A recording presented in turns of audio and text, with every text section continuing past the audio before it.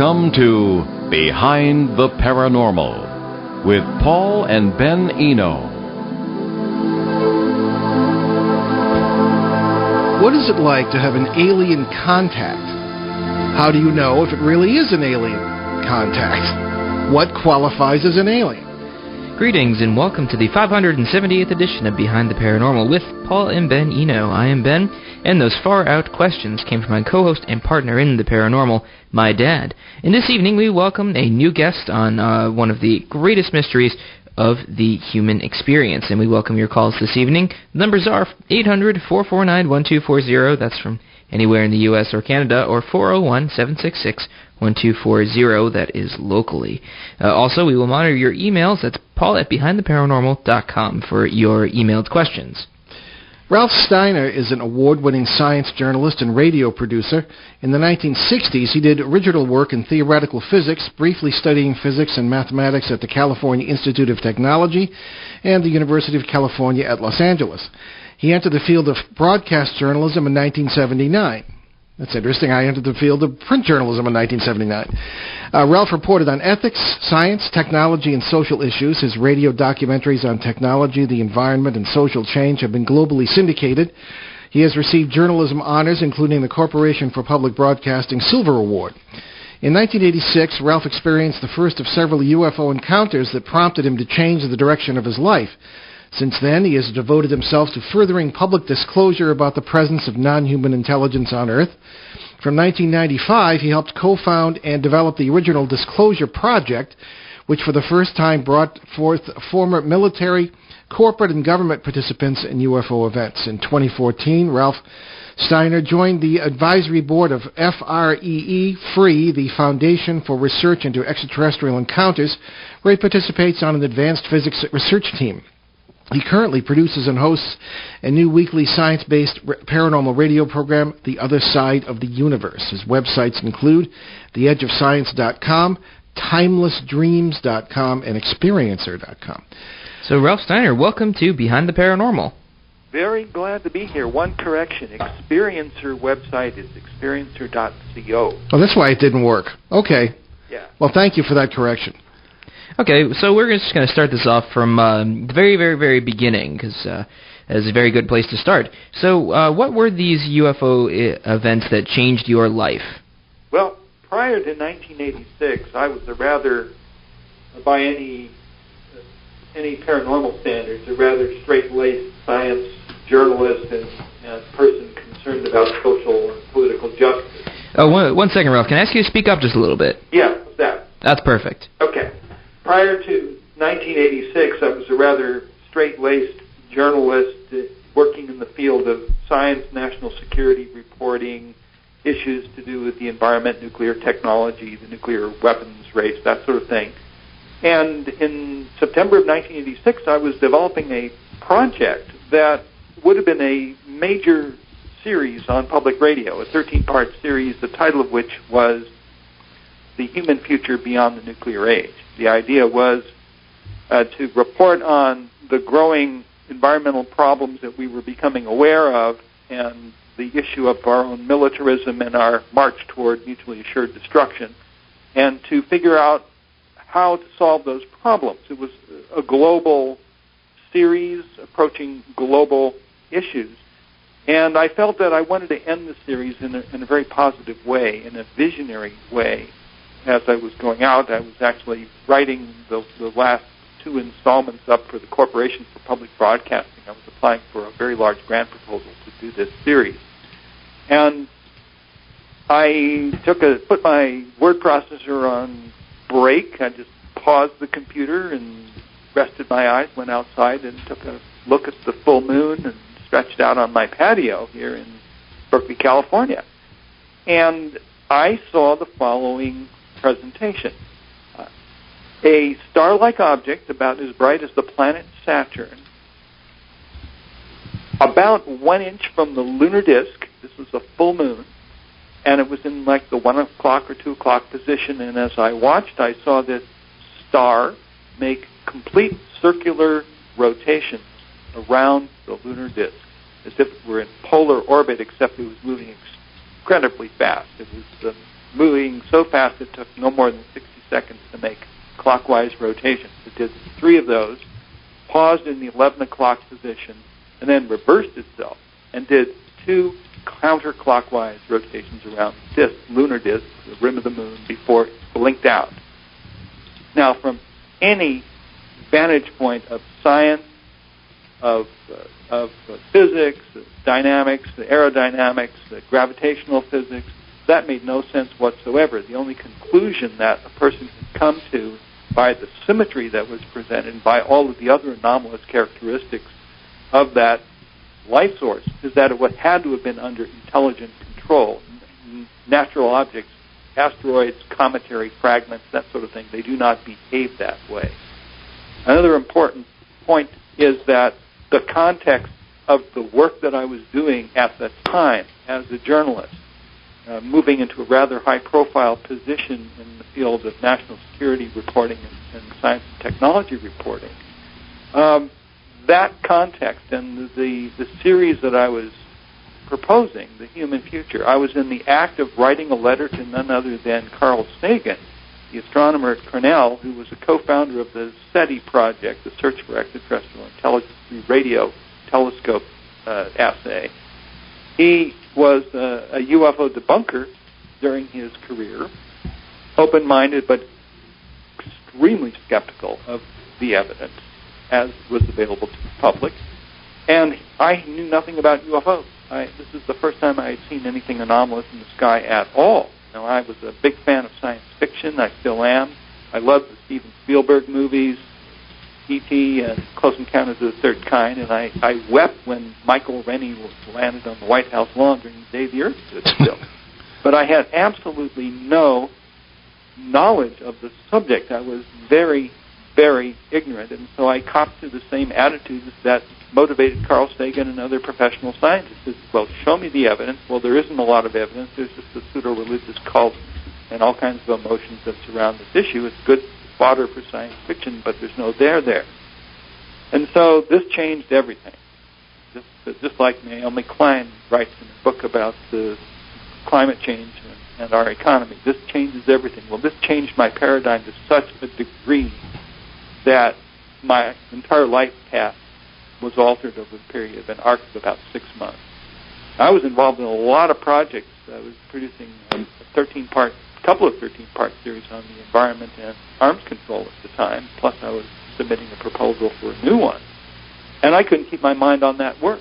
And I had signed contracts with executive producers. I had to cough up the goods and finish the project. But gradually, my interest just moved toward the anomaly that I had seen in the sky, that it defied virtually all laws of physics if you take it one way or the other.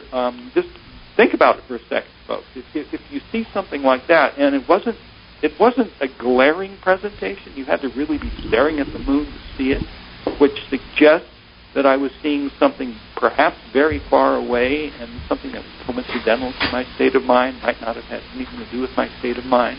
But on the other hand, knowing what I now know about this phenomenon and about its interaction with human consciousness, I question even that assumption.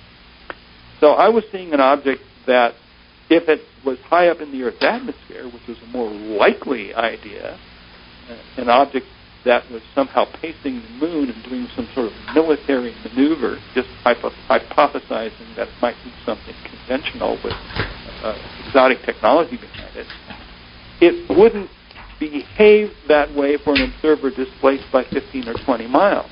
3 years later, I found a witness who had actually seen the same thing during the same time period. And he's separated from my physical location by a good 15 to 20 miles, which means that if the thing that we had both seen was close to the ground, or perhaps up in the stratosphere at most, one of us would have seen a circle, the other person would have seen an off-center ellipse. We both saw the circle, indicating that this thing had to be very high up in the sky.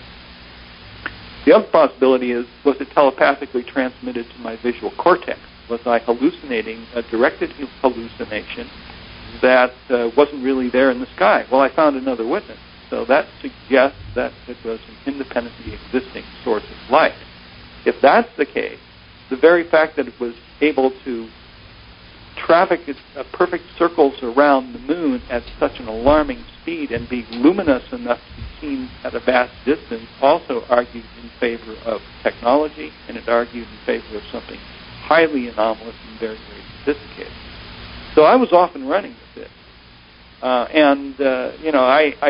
really didn't realize the degree to which it had changed the alchemy of my inner processes and my entire outlook on life, but it gradually began to erode the confidence that I had in my scientific worldview. I was no stuffed shirt. I mean, I was involved in anti-nuclear politics, and I'm very deeply involved in studying spiritual things. So I was very open-minded, but I had never seen anything like a UFO before until that moment. And then a bunch of other things happened over a course of time from, say, 1986 to the year 2001, which culminated in some rather dramatic encounters. Well, you've answered pretty much the next three questions, Ralph. What convinced you that these were objective experiences, and you've addressed that, including the presence of another witness. And as a person with a scientific background, how did you deal with that? Well, you pretty much talked about that. But number three here, how did did you discuss this with other people with scientific backgrounds? How did they deal with your experience? Well, I had very interesting interludes of challenge on an intellectual level that pulled me immediately from the sandbox into, or the frying pan into the fire, let's put it that way. Before I could even do that, my wife, six months after this sighting, presented me with a paperback book, the likes of which I never would have even considered reading before I had that sighting. I must have been yammering about what I had seen for 6 months afterwards because I had no idea that I was talking about it.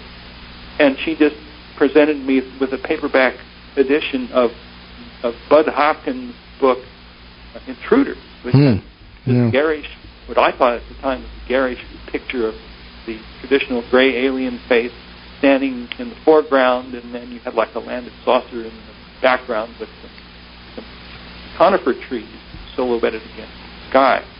I looked at that and looked at the title and give you an idea of what my state of mind had been prior to the sighting, and still at that moment, I looked at her and I said, "What did you do? Go to the airport to buy me a book?" I thought it was tabloid stuff. Why should I waste my time? But I dipped into it, and then I read where Bud actually quotes Justice Felix Frankfurter, and I was hooked. I put that thing down, and I read it virtually overnight.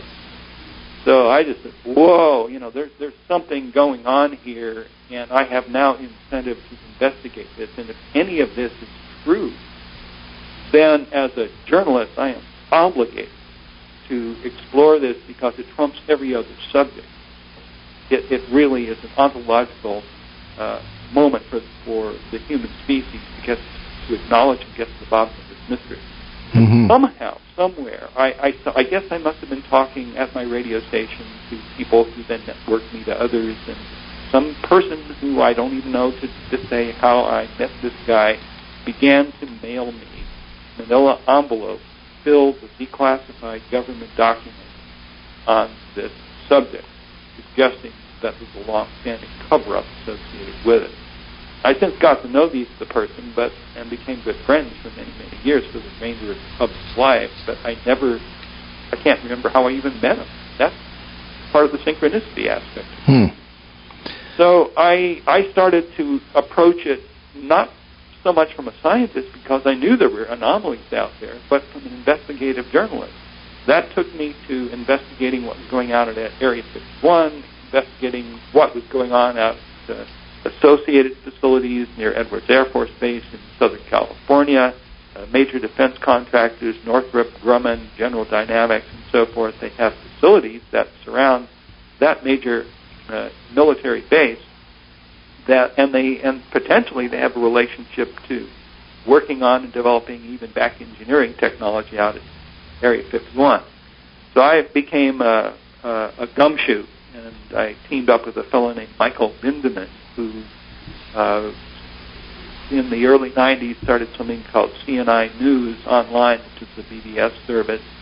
And he and I sort of co-authored. It was Mike's book, but I contributed a couple chapters to a little book that he self-published called UFOs and the Alien Presence from Six Viewpoints. I interviewed Stanton Friedman and Linda Howe and a few other people. Okay. Ralph, could you speak up again a little bit? Yeah, please. Yeah. I helped to contribute to that book. Michael Lindemann and I spent 3 years traveling in Southern California, exploring while other researchers were looking at the mysteries of what Bob Lazar had talked about at Area 51. I was involved in exploring the area that a lot of people weren't looking at, and that is military contractors and facilities that surround major military bases that might be connected to the phenomenon. Mm-hmm. So I just dove right in as a gumshoe reporter and began to explore it that way. And I met some physicists associated with Edwards Air Force Base. They gave me a lot of information, and I began to put together quite a dossier on the subject. Because one of the was one journalist to another, because the issue becomes, when do you stop reporting on the story and become part of it? It doesn't sound as though you've done that yet in your narrative, but it's happened to me. I've had my bouts of becoming part of it. In fact, my partner Michael Lindemann said at one point, "You're turning into a case. You better back off." Sure. Well, Ralph, let me say before I begin further questioning that. I must, and I don't give compliments lightly, but your professionalism certainly comes through in a couple of the podcasts I've had the time to listen to, and they were very well produced, I must say. So we'll let you certainly promote those as after our break. That said, one thing that impresses me about the free group that we discussed earlier, or at least named earlier, is not only the caliber of participants, such as yourself, and a number of whom we know, but the broad point of view that it takes, the idea that there is or may be a unifying principle or process behind all paranormal events, even if those events seem unrelated. So for you, what common points link UFO encounters with other paranormal phenomena?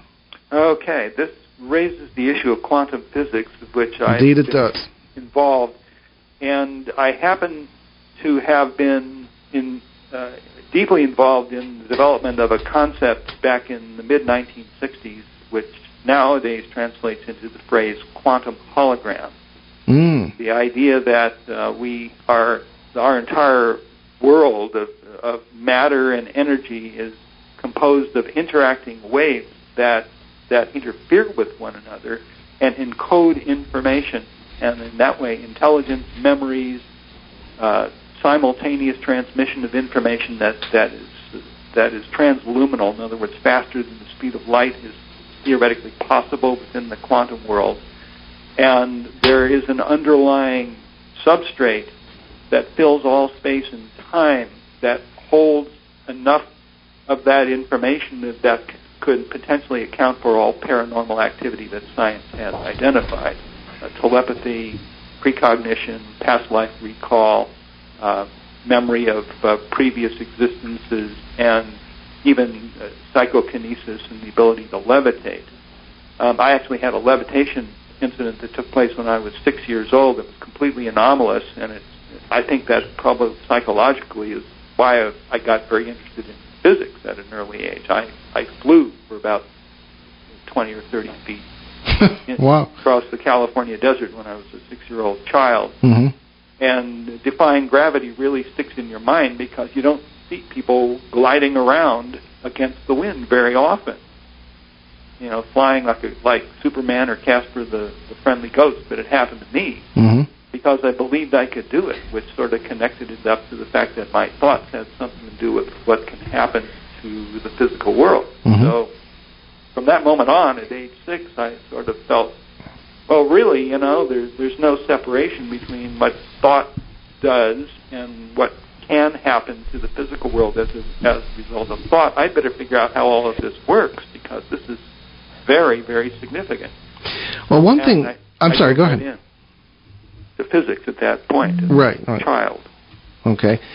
One of the things that fascinates us, and the holographic theory is very plausible, and again, my background is in philosophy and theology, and Ben's is in sound design and post-production, audio post-production, so we don't really get into the physics very often. However, starting in the early 70s, I began to see in paranormal cases. I was trying to keep my head down because I was studying for the priesthood, and they did not like what I was doing. I was trying to test some theological theories, which of course immediately turned into mush because they just didn't hold. Neither did the traditional ideas, and I don't have to tell you what those were, about spiritualism and all this business. It just wasn't good enough. And I began to notice quantum physics. Now, I'm, again, not a scientist. However, I began to see what seemed to be the multiple worlds interpretation taking place. And I see the holographic theory as a sort of a variation on that same theme, if not exactly the same pattern, because I didn't see any other way to explain people seeing ghosts of themselves, ghosts of places, buildings, things of that kind. Many of the UFO phenomena and everything, as you say, that possibly could be explained by one or both of these theories in the paranormal. So, one thing that bothers us, though, and you probably run into these yourself, Ralph, and we don't know you. This is the first time we've spoken. Is the assumptions, and Ben will echo me on this, I'm sure, because I long ago learned that nothing in the paranormal is really what it appears to be. And it really bothers me when people assume that, they're going out and something's skipping down their hallway and, it's Uncle George or Aunt Gertrude. 2 weeks after their funeral, it might be something entirely different and something somewhat more dangerous than Aunt Gertrude or Uncle George. How do you know, in your studies, that our epistemology, our way of knowing what we think we know, is actually up to dealing with these phenomena? And that we don't completely misunderstand them because of our narrow paradigm. What say you? You've answered the question. We don't. Okay. That's the motto of our show. Everything you know is wrong. Yeah. We have to engage in open-minded research. Now, down through the centuries, there have been worldviews constructed based on religious precepts and mythologies that would satisfy as explanations to the population and to scholars. But that changes whenever technology changes and whenever we learn something about the world that can be demonstrated to be factual.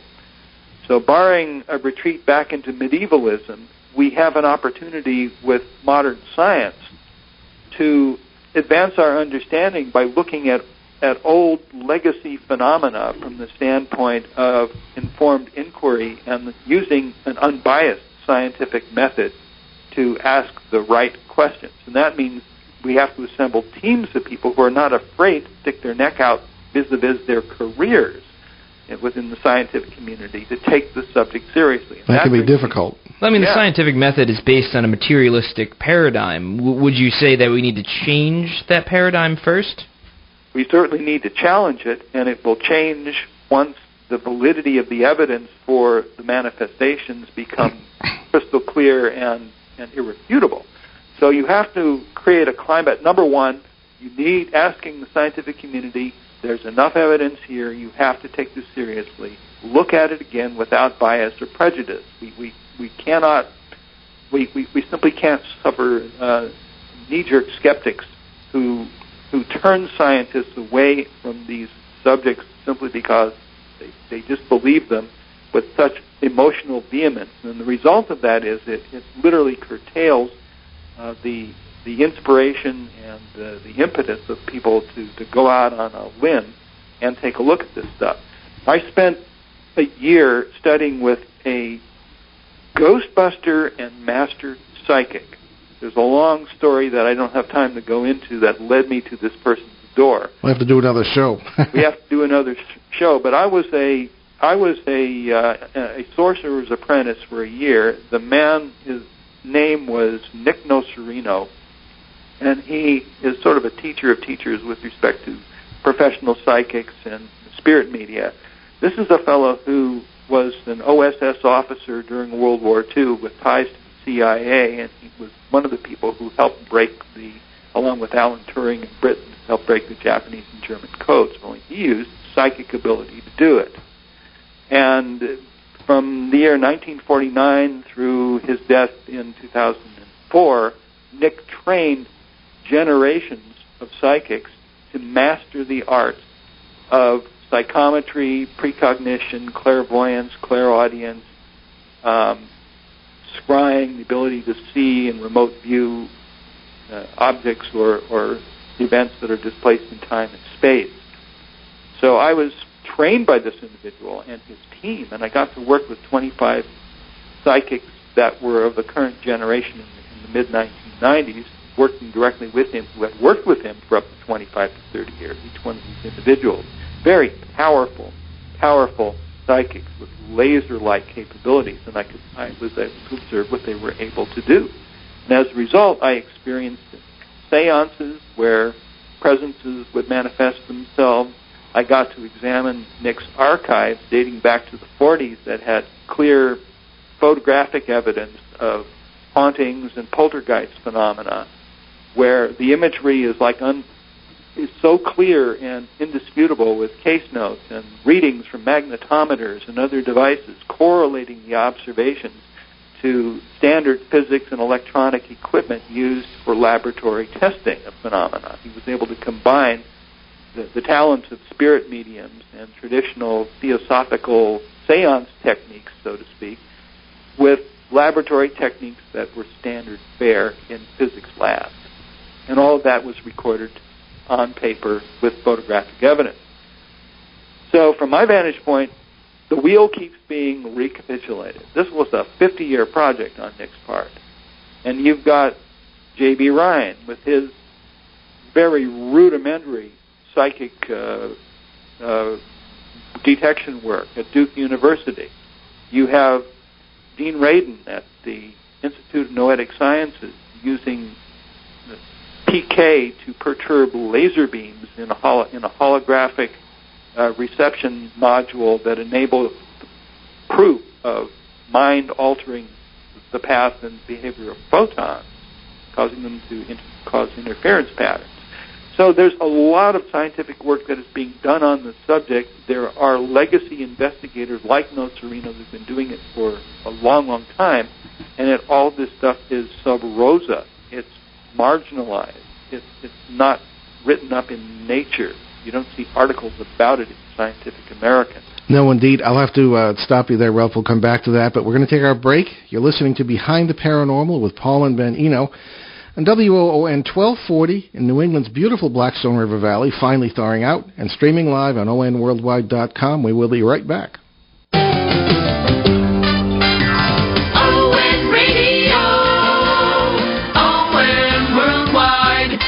Hey everybody, this is the Moose Man. Check out the Groove Line for the best blues, rock, funk, classic 50s, and the Beatles every single week. Tune in Thursdays from 6 to 7 p.m. That's the Groove Line right here on ON. ON Radio, ON Worldwide. And we will welcome you back, and we wanted to remind you of several of the charities Ben and I have adopted. There are links to those on our show website at BehindTheParanormal.com, and those include the USACares.org, Canadian Veterans Advocacy, BuildersHelpingHeroes.org, and over in Los Angeles and the vicinity of the world where our distinguished guest resides, we have the Youth Mentoring Connection. Tony Larray over there doing great things for at-risk youth in L.A., and that's youthmentoring.org. So check out all those things, and we'll remind you again toward the end of the show. So let's get back to our fascinating conversation with Ralph Steiner, science journalist and paranormal expert. And Ben is going to start off our questions for the second half hour. So you brought up a lot of very interesting points, Ralph, about how there's all this evidence out there, but nobody really seems to look at it or take it very seriously. Could it be that that it's sort of a societal thing? Like when you think, like, who is the face of the paranormal community, specifically if it's like ghosts or psychics or whatever, you have these ridiculous mediums running around telling you that, oh, your dead husband loves you, or like you have these idiot ghost hunters running into houses with tons and tons of gear and then getting scared and running away. Do you think that has any effect on how the scientific community views the study of the paranormal in general? Absolutely. It trivializes it. It turns it into tabloid television fodder, and nobody takes it seriously because they don't want to be associated with it. And I call myself a guilty party as a journalist way back when, 30 years ago. I had an opportunity to report accurately on another controversial phenomenon, and that is the discovery of what is now called the cold fusion at the University of Utah back in 1989. And like a lot of mainstream scientists, when I was on the air as a reporter and I had my own talk shows on science and technology, I panned and I spoofed and I debunked the entire situation with cold fusion. And when Drs. Pons and Fleischmann got driven out of the scientific community, driven out of the university, and had to close their mouths about this subject, I was just sort of chortling with all the rest of them. Nowadays, I would never behave that way. And I know that there is validity to the cold fusion phenomenon, that there is indeed tabletop possibilities of tabletop nuclear reactions to produce relatively clean energy, but there are physical principles now that explain in quantum physics how that's possible. People just pointed fingers back then and smeared the reputations of a couple of chemists who were out of their field in the scientific community. This was a job for the physicists, not for the chemists.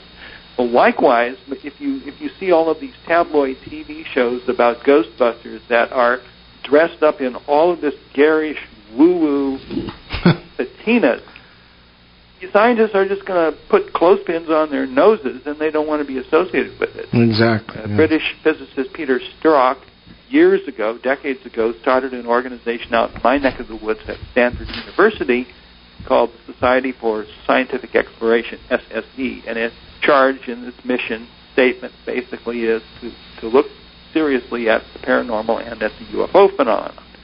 But you still have, even 30 years after the founding of SSE, you have people afraid to touch the subject and afraid to speak out about the veracity of these topics on a large framework because of careerism and the fear of ridicule. Well, ridicule is the trim tab that causes the scientific community to snap to and to turn their face away. Indeed. Ridicule is a very powerful tool used by counterintelligence in the UFO field to turn both journalism and the scientific community away from examining and asking too many questions with respect to that particular paranormal subject. Okay. Well, science is only as good as the scientists, as we know. On the matter of, given everything we've said this evening, as a background, what is the UFO phenomenon all about? 25 words or less, Ralph. No, just kidding. I don't know. And that's an honest scientific statement. Mm-hmm. I know that there's a lot of allegations regarding a government cover-up. In other words, there are echelons within the power structure of our own government that has a lot of information under lock and key, and for various reasons, socio-political, economic, and ontological fear, they're not releasing that information. But you also have ordinary citizens that interact with this, myself included, and I've actually myself been face-to-face with 3 beings that were not human and had remarkable abilities. And I've seen them face-to-face. And once you have experiences like that, then the question of where do they come from or who are they certainly rise to the forefront of your mind. It's less an issue of is it real to what's going on here, what do they want, where are they from, and why are they doing what they're doing, and what is their relationship to us. All of those are transformative questions. But because you can't get hard answers out of anybody who might have those answers tucked away, with a cloud of disinformation that surrounds the subject, and with every attempt to nail it being thwarted in a very adroit way by counterintelligence operations, of which I've had contact with myself, then it becomes very hard to answer that question of yours, and that is, what is the UFO phenomenon? What does it represent? You can speculate, and we can speculate till we're blue in the face, and wherever I go and wherever I speak and wherever I go on the radio, people always want to know, can you tell me specifically who the beings are, where they come from? Do they come from another solar system or another galaxy or another dimension? And my only answer can be possibly all of the above. Yeah. We can perhaps, though, make inroads into the question to try and make sure that it's the right question. What I'm getting at there is the issue of advancement, for example. That often comes up on the show, right, Ben? Yes. We have there again. This goes back to the assumptions I think I mentioned earlier. We assume that, or at least the way we talk about it seems to assume that advancement is defined by technological advancement. In other words, whoever or whatever this is or they are is more advanced than we are. Like period, because they have flying saucers, or they have the ability to move between worlds, or to manipulate the hologram, or however you want to put it. And that bothers us a lot. And I know I'm speaking for Ben too. I would much rather have advanced beings who are spiritually and morally advanced. I mean, what was the most advanced nation technologically in the 1930s? Nazi Germany. And look where that got us. So you see where I'm getting at here? Yeah. And the whole issue of abductions, I mean, if that's what it appears to be, and maybe it's not, even adds some depth to that concern. I mean, Well, I always just find it strange how we put human motives on non-human creatures, and I find that rather disconcerting. I don't know if either of you feel the same way. Well, I certainly feel that way. Yeah, absolutely. Yeah. So any further comments on those points? Well, I think you really enumerated the points, and we cannot allow ourselves as scientists to project our own assumptions into interpreting what these things are. You need to gather the information without jumping to conclusions. And unfortunately, the human mind and the human heart tend to jump to conclusions because that's what we want. We want answers. So it's very hard to sustain public interest and professional scientific interest in a subject like this unless you are able to convince people to just put that tendency on hold. Now, it's easier to do that with scientists who feel more at ease with the subject because they will then treat it like any other subject of inquiry. But with journalists, with theologians, and with experiencers, people who are traumatized with these encounters or simply awed by them, they want answers, and we can't give them answers. What we can do is to give them a commitment to explore and to ask questions and to probe and to melt away or cut away or to extract the inhibitions and the ridicule that might surround it, and to rub on them. Oftentimes rubs off on the experience. Indeed. Getting back to the main theme of this interview, and that is the organization FREE. Yes, please talk about that. Research into extraterrestrial encounters. It was created by experiencers and scientists to provide that grease that enables this particular subject to go down easier and to be looked at with credibility. It's sort of a combination of being a referral service and a social network for experiencers and a scientific research institute and a sociological research institute. It provides buddy services for experiencers who are having a hard time with this and need to connect up with psychological help givers. It also allows scientists to debate the issues from very sophisticated perspectives and to meet and to interact with those experiences. So the organization has been set up to work on all of those fronts simultaneously. And it was created by a person who was the most unlikely candidate in the world for anything paranormal, let alone going out on a limb to put his career on the block to start something like this. And that is a tax attorney who continues to work for the Internal Revenue Service, who had never had a paranormal experience in his life until he got bopped over the beam by this stuff back in 2012. That's the story right there. It was founded by somebody who was an avowed materialist and an atheist with a Catholic background. And then the cosmic egg cracked open, and he began to interact with beings that displayed remarkable powers. And the result is he searched out people like me, people like my friend Whitley Strieber, and made contact with us and desperately asked for help. So I was one of the people he contacted back in 2012, and I pointed him toward Dr. Edgar Mitchell, the sixth man to walk on the moon, the Apollo astronaut, retired Apollo astronaut, who's also a theoretical physicist and a developer of the quantum hologram theory. And Ed Mitchell is somebody who I've worked with over the course of the past 20 years on several occasions. We're both co-founders and developers of the original Disclosure Project. We're on the same team. And so I pointed Ray Hernandez, the primary founder of the Free organization, to Ed Mitchell's website, and then through all kinds of synchronicities. Ed's colleague, a professor of cosmology and astronomy at Harvard, at the Harvard-Smithsonian Astronomical Observatory, Professor Rudolph Shield, one of the world's experts in black holes and space-time physics, contacted Ray Hernandez and started to teach him the fundamentals of quantum physics and quantum holography. And then it just started to roll like a snowball and get bigger and bigger and bigger, and before you know it, Ray had used his lawyerly acumen to create a nonprofit foundation that we could all work under.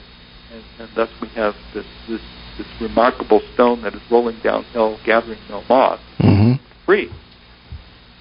Well, I think it's exciting too. I've had several long conversations with Ray, and matter of fact, he wouldn't take no for an answer about my getting involved with it, and albeit just as an interviewer at the moment. And I look forward to that. When I saw some of the people to be interviewed, I couldn't, as a journalist, and you know the feeling, I couldn't say no.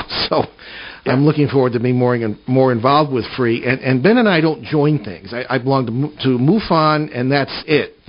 And this will be number 2. So I'm very happy to sort of second everything you've said about it. It's a good group and very impressive list of people who are trying to get somewhere with this, and that's really good. On the disclosure issue, Ralph, that has been a topic around our dinner table more than once. And one wonders, first of all, why is there a need for it? In other words, that's not really the right question. Why the secrecy about this issue? We have a theory about why there's such secrecy. But in a world where people are used to the Klingons and the Planet of the Apes and all the, I mean, wouldn't people be rather excited if this is what it appears to be? You know, people from other planets. I mean, what say you on that? I would say so. But keep in mind that the Planet of the Apes and the Klingons and all of the science fiction fare that has been out there since the 40s and 50s in the movies and on television may very well be part of a long-term counterintelligence project to acclimatize our citizens to this presence, because they didn't have answers, and what the people in the elite branches of government had were a lot of fear. And I'm making this statement based upon a conversation that journalist Leslie Kane and I had with a fellow who was tied into the National Security Agency back in the year 2002. Leslie had this source. We jointly spoke to him on background, and he made it very clear that he was told by people quite high up in the NSA that the government has had since the early 50s a quote-unquote metered release of information program with respect to the alien presence and the UFO phenomenon. The idea is to gradually introduce through the mass media the motifs that they don't want to concretize and to shock the culture with very quickly, but to do so in a way that people begin to take these things for granted. And thus you get all of the science fiction motifs, and it was actually structurally created so that the public would be unable to tell the difference after a while between fiction and fact. And when the fact really came out, people would say, oh yeah, I've known about that. I used to watch Star Trek. I've seen these movies. We know about that. And it would take the edge off of it. So this metered release information project probably has a connection to something called the Robertson Panel that existed in the early 1950s. That was a CIA-sponsored panel of scientists that was commissioned to determine whether or not the UFO phenomenon posed any serious threats to national security. In the early 1950s, we were at loggerheads with the Soviet Union. There was the possibility of a nuclear confrontation. The West considered itself literally at open warfare at any moment with Soviet Russia and Communist China. And anything that could panic the population could be used, they believed, for a potential first strike against our nation and against our continent. The idea was that if you can float fake UFOs over a population and capitalize on the mythology and fear of an alien invasion, you can then use that as a Trojan horse to launch a real attack that would not be expected. So that was the rationale given by the CIA panel of scientists. H.P. Robinson, the physicist, was chair of this panel. I knew a couple of people who attended the meeting back in 1953. They issued a report in February of 1953 in which they specifically stated, and this is a declassified government document that has been obtained through the Freedom of Information Act on a number of occasions by different investigators, that the plan was, the recommendation was, to activate household word entertainers on television, such as Arthur Godfrey and Jack Benny, and to commandeer the services of media companies that are household words, such as the Disney Corporation, to literally propagandize the public and to debunk UFO. And they used the terminology in the Robertson Panel report to debunk UFO witnesses and to dissuade by debunkery the media from taking any interest in the subject. So they used ridicule deliberately. They recommended it, and they recommended that Hollywood get involved in the process of denaturing this phenomenon and to discharge the charge and interest that had been building from the late 1940s through the early 50s. It worked. It worked like a charm. Mm-hmm. Now the reason is, and you brought that up with your question, is why the fear?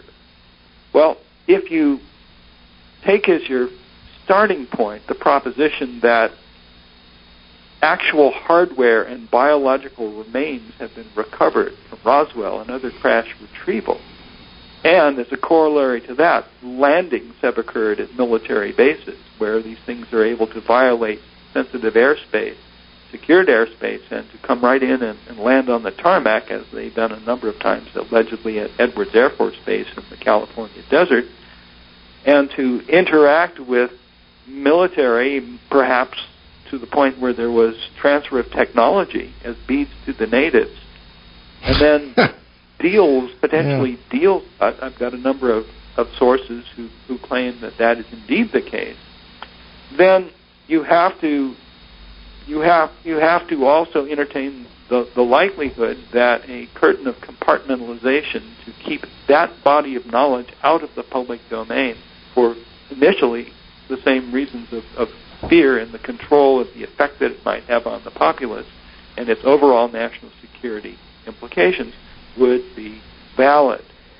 Now, things moved ahead in time to where defense contractors got involved in developing aspects of the technology, what little of it they could understand and extrapolate, and to incorporate it into B-2 bomber and stealth aircraft, other weapon systems, scalar beam weapons, and so forth that we don't know about, the public does not know exist, and possibly even mind control technology. So there are things that could be derived that are so explosive in the minds of military planners that they could, if they were discovered by our adversaries, and if espionage was successful in rendering that technology over to our adversaries, it could literally ruin the balance of power and the balance of terror in the world. Robert Sarbacher, who was the director of the Washington Institute of Technology, a rocket scientist who had been associated with the Manhattan Project and the project to build the first atomic bombs in the mid-1940s, he communicated to Canadian government transportation official Wilbur Smith back in the year 1950 that indeed he had been invited at one point to attend a briefing regarding the material and the biological entities that had been recovered at Roswell, but he declined to attend. But yet there is a compartmentalized, very secret project that is headed up by Truman's scientific advisor, Vannevar Bush, who was the president of the Massachusetts Institute of Technology at the time, and that this particular classified project had a classification level that was higher even than the hydrogen bomb. Now that's an actual Canadian Department of Transportation government document that has been obtained by investigators. It's a true, verified document. And this former Manhattan Project scientist who died in 1986 stated on the record that there is a compartmented project in the United States in the early 1950s that had a classification higher than the hydrogen bomb, indicating just how closely held this information was at that time. And so just think for a moment, extrapolate the parameters and extrapolate the timeline to the present day. Things have gotten very ingrown. There's a great deal of investment in the technology. There is knowledge that has been accumulated behind the black hole, the event horizon of compartmentalization that surrounded the subject at that time, and it's just gone completely without oversight for 60-plus years. You can imagine what it has become today. Well, just as likely as any other scenario. Ralph, before we burn up this hour, which we're doing very quickly, please tell us about your websites, where people can find out more about it, and where people can find out more about FREE. Okay. Working backwards, the FREE organization, Foundation for Research into Extraterrestrial Encounters, has a website, and that is Experiencer, one word, experiencer.co, not com, but co. There's a companion website, Stellar Pax, one word, STELLARPAX.com, which is a social networking site that has been set up to accompany the FREE website for experiencers who simply want to connect to other experiencers. So that's off and running. It's under the gracious, creative spark and the architecture of our webmaster, Dana Donlin, who is an experiencer herself. By the way, everyone in FREE is an experiencer except for Edgar Mitchell and Rudy Shields, and a couple of sociologists. So we've all had these experiences. So the Stellar Pax website exists for experiencers to connect on a social network basis. But okay, those are the free online resources. My personal website, if you're interested in journalism, radio journalism about this subject, I have a website with podcasts on it called theedgeofscience.com. All together, no space in between, theedgeofscience.com. And I've done a number of documentaries that are up there that listeners would probably find very intriguing. I'm also a visual artist, and my art reflects the UFO and paranormal themes, but also larger spiritual, social justice themes. And that is Timeless Dreams, one word, timelessdreams.com. So there are 3 or 4 websites that people can go to. Okay, very good. Well, thank you for that. We only have about another minute here. Do we have any idea, apparently not from what we said, where this is all going? What these things really want with us, whether they consider us equals or insects or are we being farmed for, who knows? Anything is possible. So I guess maybe I just answered the question.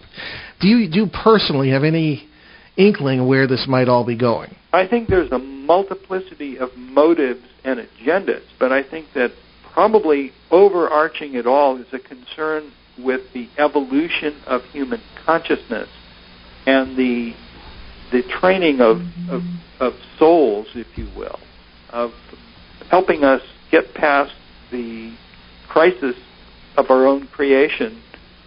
And probably this is simply an opinion. I believe that many of these civilizations that are visiting us have probably gone through a period in their history where they've practically destroyed themselves or a large portion of their population.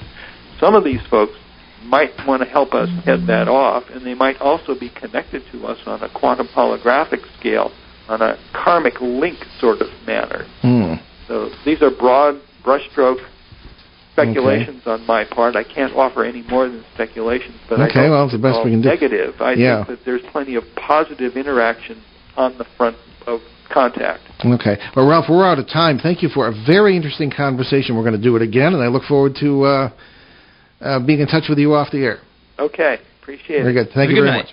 Take care. Okay. Let's go to our announcements. So, without further ado, you can visit our show website. That's BehindTheParanormal.com, where you can find nearly 600 free podcasts of past shows from both ON 1240 and our 4.5-year run on CBS Radio, along with special shows and podcasts. And you can find my books at Amazon.com, Amazon Kindle, Barnes & Noble, Nook, etc., the usual suspects. And hopefully we'll be having an announcement about our upcoming book, Cosmic Journey. Ben and I wrote together. That'll be out before the end of the year. We'll let you know about that. But if you buy these books at BehindTheParanormal.com, our show website, I'll be happy to sign them for you, and you will help us keep all those podcasts free. And we'll be speaking at a couple of events this year so far. The bookings are coming in. First one's going to be April 18th, the Parafest, Northeast Parafest. And it's going to be in New Hampshire. We'll let you know about that. So next Monday, that's March 23rd here on ON 1240 and ONWorldwide.com.